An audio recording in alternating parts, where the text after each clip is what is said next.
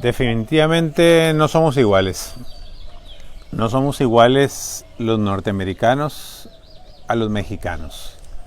Somos vecinos, somos socios comerciales, compartimos muchas cosas en común. Tenemos millones de mexicanos viviendo en los Estados Unidos, muchos norteamericanos viviendo en nuestro país, en México, principalmente en destinos turísticos donde viven de manera permanente. Pero las cosas a como se están manejando hoy en día, en plena pandemia, y no me refiero solo a este año 2021, sino al año 2020 también, las cosas tienen un paralelismo que realmente es de llamar la atención y de tomarse en cuenta.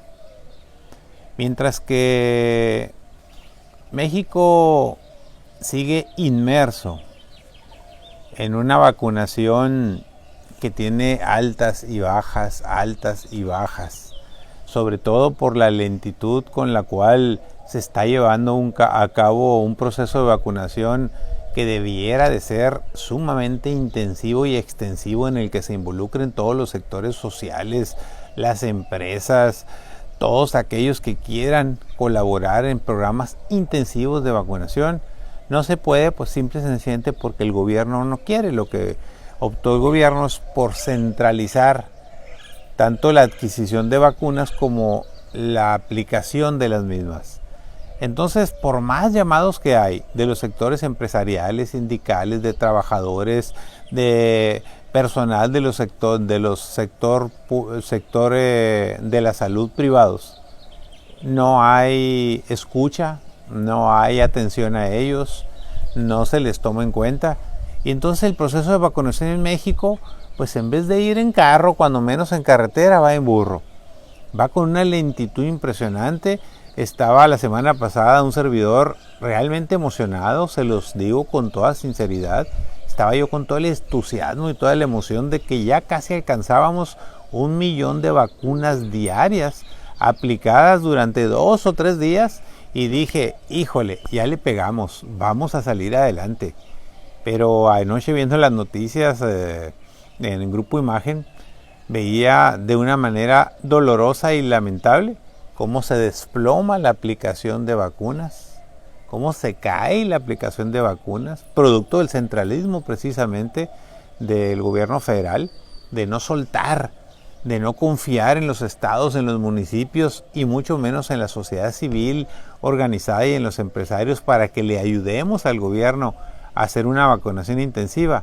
Veía casi con un dejo de enorme tristeza y de frustración como mexicano de que caímos a la aplicación ayer de 250,000 vacunas en un día, en lugar del casi millón que ya teníamos hace una semana.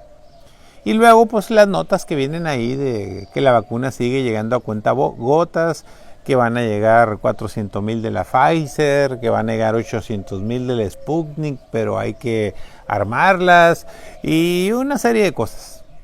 Sin embargo, veía lamentablemente que el 90% del tiempo y los esfuerzos del gobierno federal se enfocan a las campañas políticas. Es impresionante cómo el presidente de la República personalmente defiende a su partido, al partido en el poder. Defiende a los candidatos que fueron llevados a todo un proceso, tanto por el INE como por el Tribunal Federal Electoral. Fueron llevados a juicio por no haber comprobado gastos de campaña y se les suspendieron sus derechos para ser candidatos y les dieron cuello. Entre ellos al famosísimo Salgado Macedonio, el de Guerrero, y otro de Michoacán, entiendo, a quienes no podrán ser candidatos a gobernador. Pero el propio presidente de la República, como en los viejos tiempos del PRI de los 70s o de los 60s, es decir, al viejo estilo priista, el presidente se erige en el jefe nato del partido en el poder, como lo hacían los anteriores presidentes, como ya lo es como el jefe máximo de las Fuerzas Armadas, como es titular del Poder Ejecutivo, como es el jefe de la Administración Pública Federal. Es decir, ya concentró todo el poder de todas las jefaturas de poder en México para ejercerlo. Pero desafortunadamente no ejercerlo para gobernar, sino ejercerlo para hacer política. Genera la impresión de que seguimos en campaña política.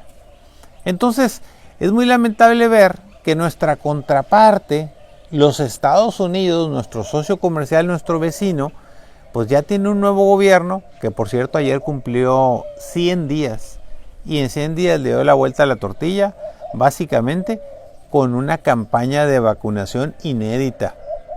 Empezaron a aplicar 1 millón de vacunas diarias y han terminado en niveles de aplicar mínimo 2 millones de vacunas diarias y en ocasiones hasta 2,5 y 3 millones de vacunas diarias. Fíjese nomás, qué enorme diferencia cuando se dedica la gente a gobernar.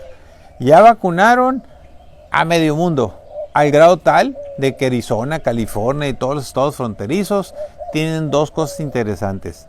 Ya se abrieron a la vacunación de los jóvenes arriba de 16 años, pero también a los migrantes, pero no a los que viven en México y tienen papeles, a los familiares de los migrantes que quieran ir a los Estados Unidos a vacunarse son bienvenidos. En pocas palabras, consígase su boleto de avión y vacúnese en Estados Unidos y ya la hizo. De ese grado es la apertura de un gobierno dedicado a gobernar. Y no se diga el lanzar un programa de reactivación económica, y dije programa, no plan. Es decir, no dijo estábamos planeando y vamos a hacer, no. Un programa que ya se instrumentó en este mismo año de mandarle su chequecito a todos los que trabajan y pagan impuestos en los Estados Unidos. Reciben un programa de ayuda por el COVID. Es decir, por los efectos de la pandemia, sin importar que a uno les haya pegado menos que a otro, pero parejito, a todo mundo le están dando su estímulo económico. Y no se diga a las empresas. Y la reactivación no se ha hecho esperar. Ya los estadios de fútbol, de béisbol, los estadios deportivos, los eventos, las cadenas comerciales, los malls, las tiendas, ya en todos lados hay una gran dinámica y una gran activación. Al grado tal de que en algunos estadios ya hay secciones de vacunados y secciones de no vacunados. De ese tamaño es el esfuerzo de lo que se está haciendo cuando se tiene la visión clara que primero es la salud y luego inmediatamente la reactivación económica, pero para lograrlo necesita trabajar todos los días, estar metido en eso. Pero algo que usted podrá considerar inverosímil si hubiese sucedido en México, pero no sucedió en los Estados Unidos. El presidente de los Estados Unidos, con sus 100 días de gobierno, va ante los legisladores de los dos partidos políticos más importantes, el suyo, que son los demócratas, y los republicanos, y con una humildad y con una sencillez propia a un auténtico gobernante, Joe Biden le pide a los miembros del Partido Republicano, es decir, a sus opositores, que le ayuden, que se sumen en el programa de reactivación económica y en el programa de concluir la vacunación de todo el pueblo norteamericano. Fíjese usted nomás. Y aquí tirando tomatazos, piedras, machetazos, descalificaciones, amenazas. Nunca habíamos visto amenazas de un presidente de la República a los ministros de la Suprema Corte de Justicia de la Nación. Se supone que tenemos por constitución 3 poderes, ejecutivo, legislativo y judicial, y que el del ejecutivo amenace a los del Poder Judicial de que si no votan a favor el tema de que se reelija ilegalmente o anticonstitucionalmente el actual presidente de la Suprema Corte, que evidentemente es de sus simpatías y de sus cariños, que van a ser unos antipatriotas y unos antidemocráticos y por lo tanto unos enemigos de México, por no decir van a ser mis enemigos. Bueno, sí lo dijo también. Y luego, hoy en la mañanera, hoy, precisamente el día de hoy, y ayer en la mañanera, el presidente de la República ahora se va contra los de otro tribunal, que también son de otro poder, los del Tribunal Federal Electoral, diciéndoles básicamente que son antidemocráticos, casi los llamó pillos, truanes, ladrones, de todo, porque votaron en contra del famosísimo Salgado Macedonio y del otro amigo de Michoacán por haber violado la ley y los gastos de campaña. Fíjense nomás qué país de contrastes. Definitivamente no somos iguales. Estamos en dos mundos, en el cual el mundo civilizado, el primer mundo, los Estados Unidos, está haciendo lo que tiene que hacer para salir adelante en beneficio de su pueblo, y el gobierno está dedicado a gobernar, que para eso lo eligió.